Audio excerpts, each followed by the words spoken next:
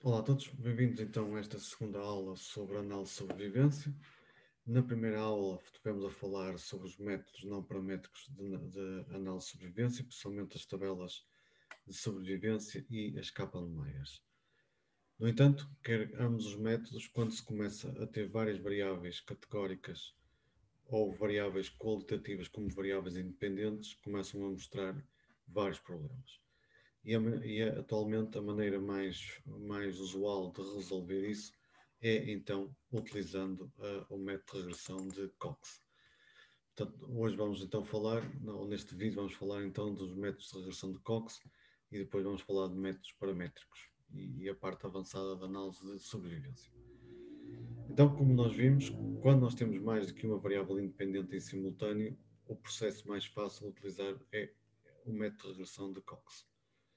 E, portanto, no método de regressão de Cox, temos então, também é conhecido na literatura como o modelo de regressão de riscos proporcionais. Na versão mais simples, assume que o rácio do risco entre os diferentes grupos da exposição mantém-se constantes ao longo do tempo.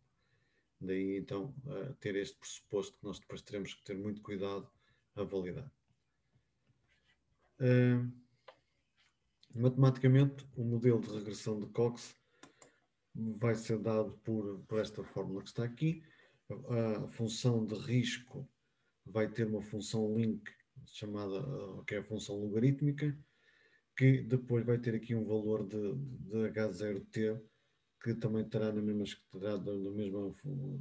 a mesma função log por causa da função link. O que é este H0t? Este H0t não é a constante dos modelos de regressão linear, ou Poisson, ou logística, etc. Porque esta constante que está aqui não é de facto uma constante, varia consoante o tempo. Como está aqui indicado, este valor H0t varia consoante o momento em que a gente esteja a analisar. E tipicamente, quando a gente reporta dados de uma regressão de Cox, este valor de H0t, como varia, geralmente nunca é reportado, quer nos artigos, quer nas tabelas que falam da regressão de Cox. E é por isso que muitos dos autores vão definir esta componente do modelo de regressão de Cox como uma parte não paramétrica. Ou seja, este H0t não tem um significado que a gente possa lhe dar, porque varia consoante o tempo e, portanto, o seu valor varia consoante o momento que a gente esteja a medir.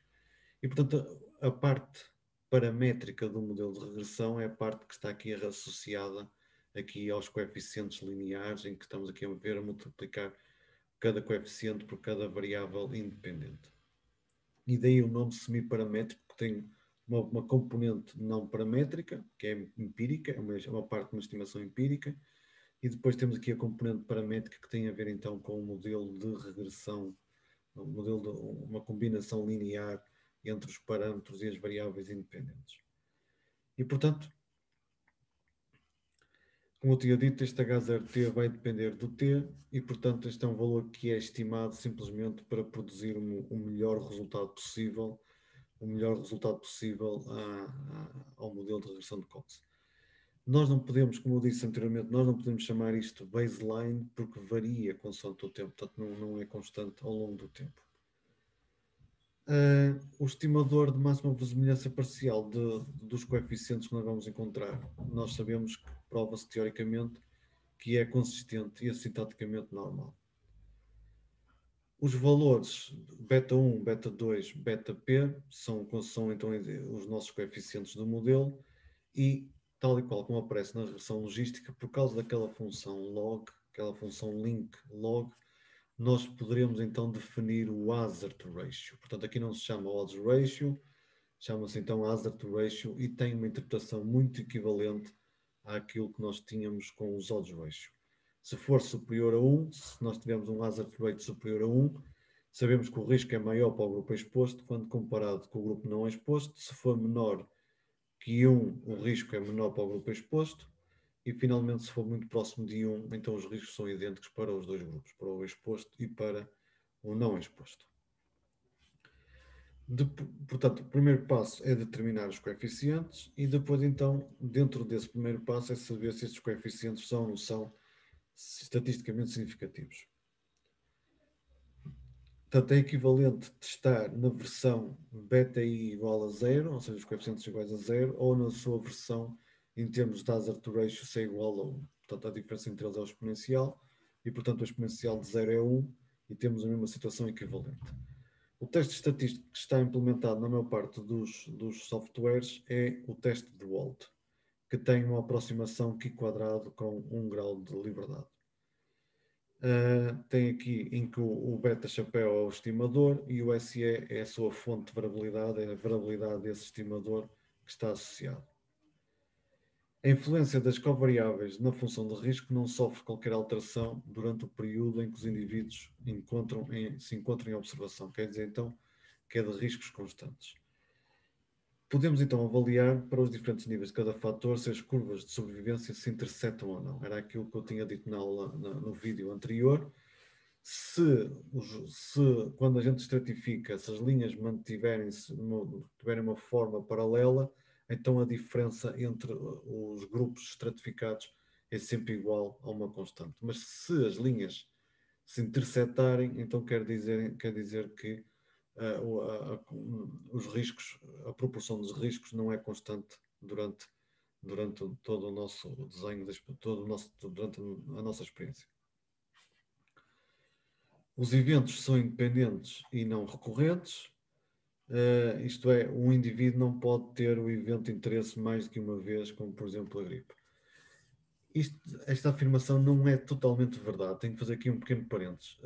Aqui a análise de sobrevivência pode ser utilizada também para medidas repetidas, e aí que não vai ser abordada nestes vídeos, e quando eu estou a utilizar a análise de sobrevivência numa estrutura de medidas repetidas, o indivíduo pode atingir várias vezes o mesmo endpoint, e então os tempos, portanto, desde que a gente controle sempre o tempo que demora a atingir, então nós é possível, e o R tem implementado funções para fazer análise de sobrevivência de dados longitudinais. Vamos voltar ao exemplo que nós tínhamos visto na primeira parte da aula, ao parecido. Portanto, aqui é um exemplo que nós temos no tratamento de uma determinada doença, considerou-se dois grupos, o grupo B e o grupo C, e um grupo de controle, que foi o grupo A. E também se utilizou uma variável quantitativa, que é o peso inicial. Esta que é a novidade em relação aos exemplos que vimos no vídeo anterior. Nos vídeos anteriores nós não tínhamos uma variável quantitativa. Novamente, o endpoint considerado foi a morte. Temos aqui, então, o primeiro passo a construir o gráfico de Kaplan-Meier, em que vemos que aqui as diferentes linhas parecem têm diferentes dinâmicas e parece ter comportamentos diferentes. Aqui o R o software R permite calcular o valor das Kaplan-Meiers estratificadas para cada grupo e apresentar os seus intervalos de confiança, e vemos que há ali umas sobreposições em que nós temos entre os diferentes grupos. No meu lado direito está apenas a representação do gráfico das Kaplan-Meiers destes três grupos. E, portanto, o que nós vamos fazer neste exemplo é, além de incluir os main effects, ou seja, o fator fármaco e o peso, vamos também incorporar a interação entre eles. Portanto, no R, quando se utiliza aqui o asterisco, quer dizer então que o modelo que vai ser produzido é o full model, que consiste então no fator A, no fator B e na interação de A por B. Temos aqui o resultado obtido e, como nós podemos aqui ver, vemos que quase todas as variáveis são não significativas, exceto o grupo C, tendo em conta que o grupo A foi considerado o grupo de referência. Portanto, o grupo A foi considerado o grupo de referência. Também depois vamos analisar o que é esta parte, o que é esta tabela do meio, o que é que esta tabela do meio significa.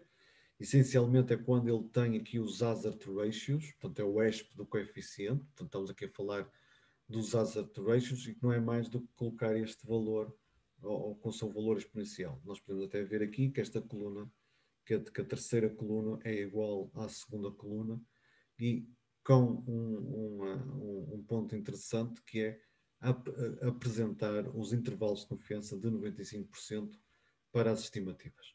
Muitas vezes na literatura se vê, nestas tabelas, quando são publicadas em artigos, é o valor do hazard ratio e o intervalo de confiança, para nós vermos a amplitude do intervalo de confiança, se o método teve, se houve alguma instabilidade no cálculo dos parâmetros, etc. E, portanto, o intervalo de confiança acaba por ter um papel mais importante que o próprio p-value.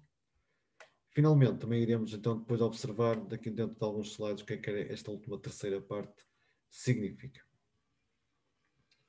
Portanto, avançando, vemos então que apenas o grupo C é estatisticamente significativo e, portanto, apenas nós temos aqui um resultado significativo para esta variável. Reparamos então que a interação não produz resultados significativos, o que quer dizer então que estas duas variáveis não estão, de certa maneira, interligadas entre si. Portanto, não há nenhuma relação entre o peso e o grupo de tratamento onde os sujeitos estiveram incluídos. A seguir, então, como eu tinha dito, a segunda parte do outcome, dos outputs que o R publica é relacionado com os hazard ratios e os seus intervalos de confiança. Não se esqueçam que nós podemos utilizar o intervalo de confiança para a tomada de decisão, desde que, no caso, se o valor 1 pertencer ao intervalo de confiança, não se rejeita H0. Vemos que no primeiro caso não se rejeita, no segundo não se rejeita, no terceiro já se rejeita e nos dois últimos já não se rejeita. Portanto, como eu estava a dizer, portanto, este é um resultado completamente equivalente quando se compara o valor do p-value contra o alfa de 0,05. Como está aqui dito e bem, o próximo passo, depois de determinar os coeficientes e verificar quais os coeficientes são significativos, é avaliar a qualidade do modelo.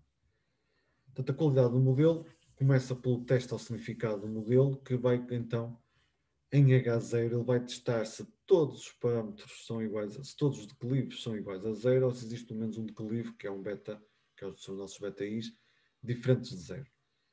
E, portanto, o R publica 3 testes. Publica o teste de razão de verossimilhança, o teste WOLD e o teste SCORE, que é então aquela terceira parte do outcome, do output, peço desculpa, de que o R publica. E, portanto, aqui nós conseguimos então ver que qualquer que seja o teste considerado, rejeita-se sempre H0 e, portanto, existe pelo menos um declive que é, ou um declive que é diferente de zero. Este é um resultado um pouco trivial, tendo em conta que nós já tínhamos avaliado o significado dos próprios beta-is e já tínhamos chegado à conclusão que, pelo menos para o grupo 3, era estatisticamente significativo. Outra coisa que o R publica e que nós podemos aproveitar é a probabilidade de concordância, que é a razão entre o R quadrado do modelo escolhido contra o R quadrado do modelo máximo, isto é, um modelo que tem tantos parâmetros quanto as observações. E vemos então que há aqui uma tabela que nós podemos utilizar para classificar o valor da concordância e no nosso caso temos uma concordância que é classificada como comum, ou seja, é um valor um pouco baixo, quer dizer que o nosso modelo não tem um grande poder explicativo e também nós já teríamos observado isso, tendo em conta que só apenas uma das categorias de um dos grupos, no grupo de tratamento, é que era estatisticamente significativo. Portanto, o nosso modelo não tinha muitas variáveis significativas. E, portanto, aqui é um resultado que, de certa maneira, está de acordo com aquilo que nós já tínhamos visto anteriormente. Ainda na qualidade do modelo, temos a teste de razão de verossimilhança na comparação entre os dois modelos. Ou seja, eu posso comparar dois modelos, se eu tiver dúvidas entre dois modelos, não o modelo da constante, mas dois modelos que têm parâmetros, eu posso então utilizar este teste de razão de verossimilhança, que é um teste muito importante na área da estatística para comparar dois modelos. E, portanto, ele vai testar em H0 que não há diferenças entre os dois modelos. Vamos supor que nós tínhamos um modelo com 3 parâmetros e tínhamos um modelo com 5 parâmetros. Há ou não diferenças estatísticas entre estes dois modelos? Este teste, então, vai-nos dizer isso. A hipótese alternativa quer dizer, então, que há diferenças entre os dois modelos. Temos aqui a estatística do teste, que é um rácio entre duas verossimilhanças, entre o que nós chamamos aqui o modelo reduzido e o modelo completo, embora este seja a formulação geral, não é? Nós aqui podemos ter um modelo com menos parâmetros e um modelo com mais parâmetros, por exemplo. Sabemos que isto então não ficou aqui indicado, segue então uma distribuição Q quadrado, tem uma distribuição Q quadrado. E portanto, o que eu fui fazer foi comparar um modelo mais completo, que é aquele modelo que tinha o fator A, fator B e a sua interação, contra o modelo designado de main effects, portanto, os modelos que só têm então os efeitos principais e não as suas interações, o fator A e o fator B. Então eu vejo que o modelo mais completo, quando utilizo esta função para extrair o A e C, eu vejo que ele tem 5 parâmetros, e nós já vimos quais eram os parâmetros, naquela tabela dá para ver bem quantos parâmetros é que nós temos, e o valor do A e C é 1113.5. Quando eu tenho um modelo com menos parâmetros, só tenho aqui o valor deste modelo que está aqui, só tem 3 parâmetros. Quer dizer então que é um modelo mais reduzido, é óbvio, não tem os parâmetros da interação, e o valor do A e C é 1110.3. Portanto, eu quero saber se há diferenças, do ponto de vista estatístico, se há diferenças entre estes dois modelos. Ou seja, estou aqui a testar se há diferenças entre o modelo com interação e o modelo sem interação. E o resultado é superior a 0,05, portanto não se rejeita H0, logo não há diferenças estatísticas entre os dois modelos. Neste caso, qual dos dois modelos é que nós devemos escolher? Se não houver diferenças estatísticas, então deve-se escolher sempre o modelo que tem menos parâmetros. Se houver diferenças estatísticas, deve-se escolher o modelo que tem menor A e C. Portanto, quanto mais pequeno for o valor do A e C, melhor é a qualidade daquele modelo que nós estamos a calcular. Finalmente, nós já tínhamos aqui falado algumas vezes disto, então o R tem implementado um teste à proporcionalidade dos riscos. Isto é, este é o tal teste que serve de garantia que aquela regressão de Cox, que tem o pressuposto principal, é que os riscos são proporcionais ao longo do tempo, portanto não há variação nos riscos ao longo do tempo. Então agora vamos verificar esse pressuposto se é verdade ou não. E, portanto, o que eu vou testar é a hipótese nula dos coeficientes de regressão constante pode ser então testada e vou utilizar então esta função do R que permite fazer isso. Este é o resultado. Ele vai fazer então ele vai testar, o R vai testar cada variável, e de cada variável tem aqui uma distribuição π quadrado. Vai testar então a variável peso inicial, a variável grupo ou tratamento, e vai testar também a interação entre eles, e depois vai fazer uma medida global do modelo.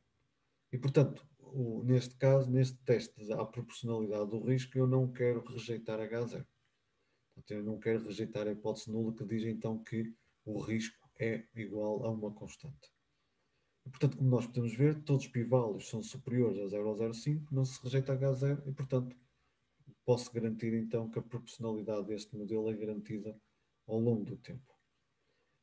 Alguns autores defendem que o mesmo resultado pode ser visto através destes resíduos de Schoenfeld, que o que ele vai fazer é exatamente uma medida gráfica destes resultados que estão aqui anteriormente, e portanto nós podemos ver os pontos vermelhos são os nossos resíduos,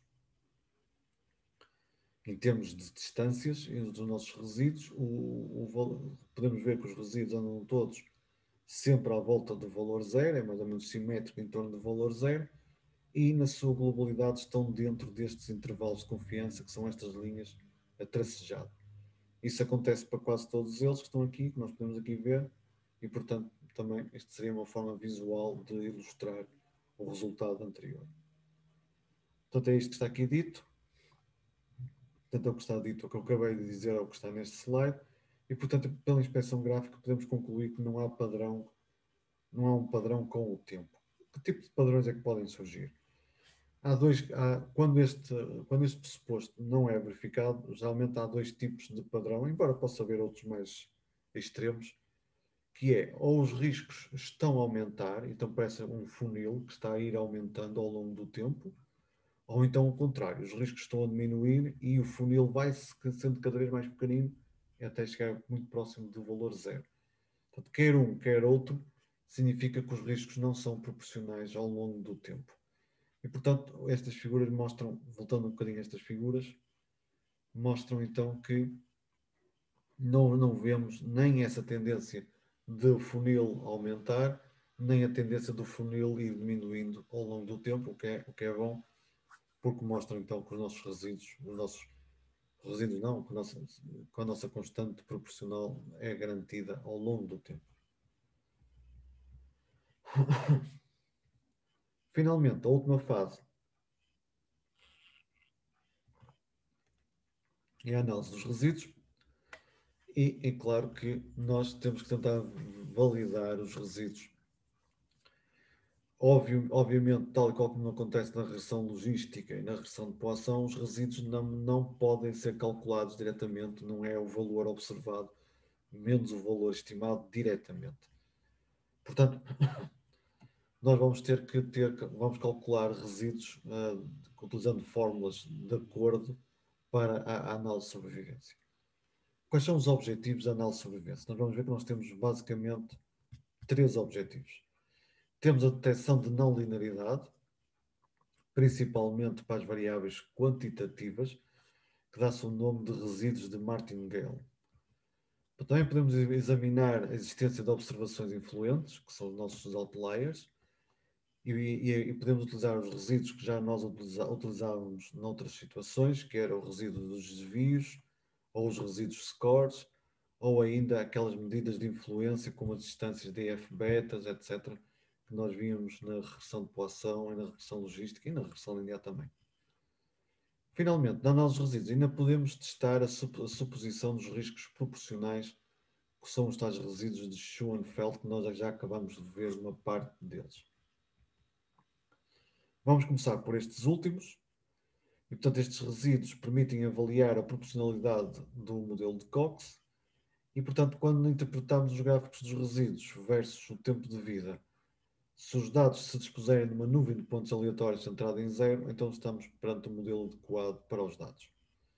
Não é este o resultado, isto é só mais uma explicação do slide anterior, que é que os resíduos de Schoenfeld fazem. E então vamos começar com a detecção da não linearidade.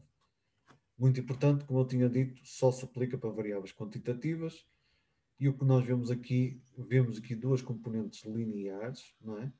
Vemos aqui duas componentes lineares, o que pode indicar que provavelmente estas observações, estas 5 observações que estão aqui no final, podem ter um comportamento, podem não ter um comportamento, elas têm um comportamento linear quando são estudadas entre si, mas eu estava à espera de ver um comportamento mais linear ao longo de todo o gráfico. Não é muito, portanto, não, aqui quando é a análise dos resíduos nós temos de ter sempre algum grau de flexibilidade, não é bem a situação clássica, mas também a gente não pode dizer que é a situação que está aqui em baixo, onde eu fui testar, se em vez de ser uma versão linear do peso inicial, se eu tivesse uma versão logarítmica, se eu tinha uma componente de linearidade maior. E aqui vê-se claramente que a componente é muito mais não linear quando eu tenho um modelo na forma de logaritmo do peso. Portanto, não é o ideal, mas também não podemos dizer que está completamente rejeitada. E, portanto, parece haver, na minha opinião, parece haver linearidade na variável do peso inicial. Na análise das observações influentes, o que nós iremos fazer à nossa análise é tentar ver a linha azul é o valor médio do que nós estamos a obter dos resíduos, as linhas sombreadas são os seus intervalos de confiança de 95%, e se o valor de referência zero pertencer ao intervalo de confiança, então nós podemos dizer que, sim senhor, que os resíduos, de uma forma geral, têm um valor médio de zero, e se aparecer aqui uma nuvem de pontos aleatórios, então também nós podemos dizer que os resíduos têm uma variância constante.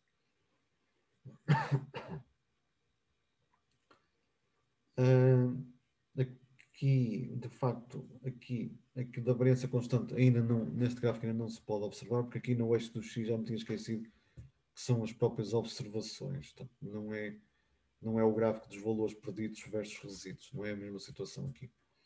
E, portanto, mas essencialmente o que a gente pode ver aqui é que o valor em média dos resíduos que vão sendo produzidos, o valor, a linha vermelha de referência de zero, está contido num intervalo de confiança e, portanto, aqui a questão da variância talvez não seja totalmente correta, porque por causa do eixo do X, como eu tinha dito, mas pelo menos podemos indicar que os resíduos têm um valor zero.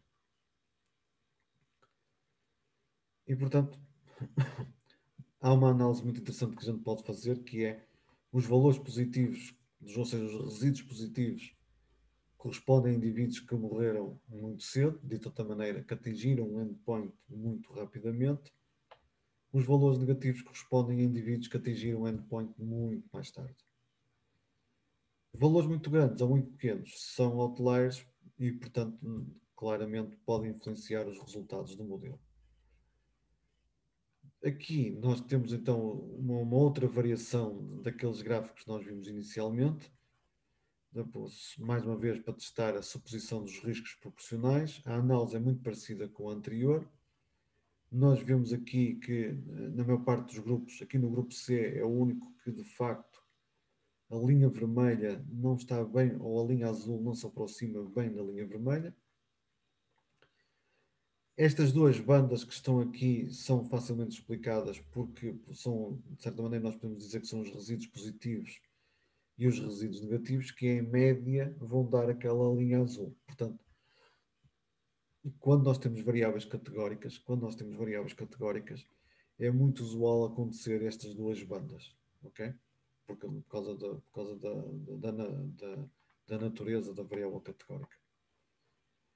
E, portanto, nós podemos concluir com alguma flexibilidade que não há padrão com o tempo. Nós podemos tentar dizer isso, embora que reconheça que poderia, especialmente aqui no grupo C, esta afirmação poderia não ser totalmente verdadeira.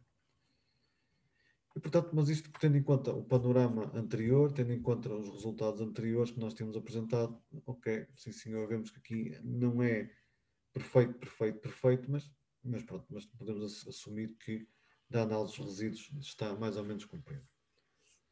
Ok. Então agora vamos na regressão de Cox, essencialmente é aqueles pontos que nós já falamos, e agora então vamos falar de modelos paramétricos, ou seja, modelos em que nós temos que identificar qual é a distribuição que nós queremos ajustar aos dados a priori. E, portanto, de certa maneira, é uma alternativa ao modelo de Cox. E vamos ver que, dependendo um bocadinho da área, se é uma área mais ligada à engenharia ou se é mais uma área às ciências da saúde, podemos optar mais por um ou podemos mais optar por outro. E, portanto, estes modelos paramétricos muitas vezes também são designados por modelos de tempos de vida acelerados. E já vamos depois perceber porquê. Os modelos paramétricos, em determinadas condições, mostram ter uma eficiência na obtenção dos estimadores dos parâmetros da regressão, ou mostram ter mais eficiência, porque como a distribuição é conhecida, nós não vamos ter aquele problema da regressão de Cox, que é aquele H0T. Portanto, nós aqui não temos esse problema. E, portanto, as funções de sobrevivência ficam completamente especificadas e permitem fazer previsão para valores fora do intervalo considerado. Por exemplo, se o estudo vai de 0 até 60 meses, até 0 a 60 meses, a regressão de Cox funciona muito bem, mas como ela tem uma componente não paramétrica fora deste intervalo, já não se pode corretamente aplicar a regressão de Cox. Mas nos modelos paramétricos, como a distribuição é conhecida, esse problema não se coloca. E é por isso que vem o nome de modelos de tempo de vida acelerado.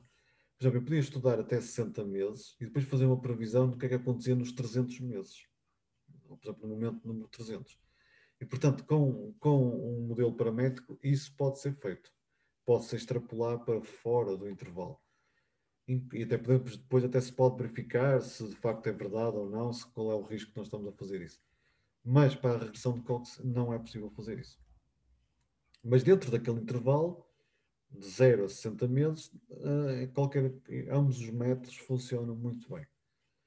Quais são os modelos paramétricos que nós temos? Desde os modelos paramétricos da distribuição gama, da exponencial por partes, da teoria dos valores extremos, da log logística, da Weibull, etc. Nós temos aqui muitas possibilidades de escolha. E de certa maneira, os clássicos, ou pelo menos aqueles com que a gente começa sempre, são dois. É o modelo exponencial e o modelo de Weibull. Apesar de depois nós podemos procurar outros, e portanto, de certa maneira, acabam por ser estes dois. O modelo exponencial, porque é um modelo muito simples, e o modelo de Weibull, porque já permite ter dois parâmetros em que nós podemos depois ter mais, em que os modelos se podem ajustar de uma forma muito mais flexível. Neste link eu encontrei uma página web que faz uma análise muito completa de todas as distribuições que se podem utilizar na análise de sobrevivência, incluindo os códigos que se podem utilizar no R, faz lá muitas demonstrações sobre a função densidade de probabilidade, função de distribuição. Portanto, tem lá muita informação que vale a pena ver. E como eu disse, na prática é muito difícil dar uma regra, dizer, ok, apliquem sempre isto neste caso, e portanto funciona muito por tentativa e erro e ir comparando qual é o modelo mais explicativo, se nós conseguimos encontrar um modelo mais explicativo, etc. Mas como eu tinha dito, na prática eu começo sempre por exemplo, começo com uma distribuição exponencial, depois faço uma distribuição de Weibull e vou vendo como é que os modelos, qual é o poder explicativo, e até depois comparando os resultados obtidos com os resultados da regressão de Cox, se puder ser aplicada. E portanto, se o objetivo da investigação for ter um modelo de previsão fora do intervalo, então deve-se utilizar um modelo paramétrico. E, portanto, geralmente, ou tradicionalmente, os estudos médicos utilizam a regressão de Cox, e por isso é que nós muitas vezes só falamos da regressão de Cox, enquanto estudos de engenharia usam modelos paramétricos. Porquê? Porque muitas vezes em estudos de engenharia, como engenharia civil ou mecânica, muitas vezes está-se a testar os materiais e está-se a tentar determinar qual é o momento a partir do qual o material deixa de ter as propriedades iniciais. E isso pode ser muito longo no tempo. E, portanto, estes modelos muitas vezes só se consegue fazer qual é a previsão desse resultado e não propriamente provar em termos de laboratório, porque era muito caro ou porque iria demorar muito tempo, etc. Portanto, é preferível, no ponto de vista da engenharia, se calhar estes modelos paramétricos. A pergunta típica da regressão de Cox é quanto é que o risco de morrer diminui se um novo tratamento é dado a um paciente? E, portanto, e nas técnicas paramétricas, normalmente as perguntas são: qual a proporção de pacientes que morrerá em 2 anos com base nos dados de uma experiência que durou apenas 4 meses? Lá está. Aquilo que eu disse várias vezes nos slides anteriores, a questão da previsão. A distribuição exponencial é uma distribuição simpática, porque tem apenas um parâmetro para estimar, só que esse parâmetro assume ser constante ao longo da experiência. Peço desculpa. A função de sobrevivência e a função de risco são dadas por esta formulação matemática, e a função de densidade vai ser dada por esta expressão que está aqui, que é então aqui o produto da, da função de risco vezes a função de sobrevivência. Muita atenção a este pequeno aspecto. Se nós quisermos calcular o hazard ratio, vai ser o exponencial de menos o valor do coeficiente. Portanto, este menos não aparece na regressão de Cox. Portanto, depois prova-se que, matematicamente, que de facto, por causa deste valor aqui, que prova-se matematicamente que aquele menos tem que estar lá para os resultados estarem corretos. Portanto, não esquecer, se quiserem calcular hazard ratios, têm que calcular ali com aquele sinal de menos. A distribuição Weibull tem 2 parâmetros. Tem um parâmetro que é constante de risco, tem associado à constante de risco, que é constante ao longo da experiência, mas tem um segundo parâmetro P, que muitas vezes é designado um parâmetro de forma ou de escala para esta distribuição, que permite muito mais flexibilidade na estimação para produzir um resultado mais correto do modelo. Temos aqui a função de sobrevivência e a função de risco, e prova-se que quando P é igual a 1, é fácil, só substituir aqui o valor de P é igual a 1, nós obtemos a distribuição exponencial. Novamente, é preciso ter um bocadinho de atenção a esta parte. Se quisermos calcular o hazard ratio, o valor tem que ser, ao coeficiente encontrado, tem que se multiplicar por menos 1 e dividir pelo valor do P, que é o tal parâmetro de escala. Numa distribuição logística, também temos aqui escrita a função de sobrevivência e a função de risco. Naquele link vocês encontram toda esta explicação que eu acabei de dizer, e pelo menos eu não encontrei a forma de construir o valor do hazard ratio aqui. E, portanto, confesso que não tive muito tempo a investigar este assunto, porque esta é uma distribuição que eu não costumo utilizar muitas vezes, apenas fiquei com um registro com que é possível utilizar outros tipos de distribuição. E, portanto, vamos então calcular o mesmo problema que nós estávamos na regressão de Cox, mas agora com uma distribuição exponencial e uma distribuição de Weibull. A distribuição exponencial está aqui na parte esquerda e a distribuição de Weibull está aqui na parte direita. Portanto, aqui é dito, a meio é dito qual é a distribuição que está a ser testada, embora aqui também eu tenha explicitamente dizer no R qual é a distribuição. A distribuição Weibull é aquela que está por default quando se utiliza esta função serve, portanto é aquela função que está aqui por default. E temos aqui os valores dos coeficientes e temos aqui se eles são estatisticamente significativos. E vemos que no caso exponencial, o grupo B está exatamente igual ao valor do alfa, mas de facto a única variável que é realmente significativa é o grupo C, e no caso da Weibull também é o grupo C. Portanto, estes resultados, de certa maneira, mostram que um, mostram que de facto o resultado da regressão de Cox foi bastante consistente. O que é que diz mais aqui? Diz então qual é o valor do log link, que é uma espécie de uma medição tipo A e C. Não é o A e C, digo, não confundir com o A e C, mas tem uma interpretação parecida com o A e C. Aqui também temos o log link do modelo de distribuição de Weibull e vemos então que este valor é um pouco melhor, portanto aqui ao contrário do A e C, e portanto de certa maneira podemos então verificar que o modelo de Weibull parece ser ligeiramente melhor. Claro que também temos aqui o valor do parâmetro de escala, 1.36, e ele mediu aqui o logaritmo do parâmetro de escala e mostrou que este parâmetro de escala é significativo. Portanto, que este parâmetro de escala tem importância no ajuste dos dados.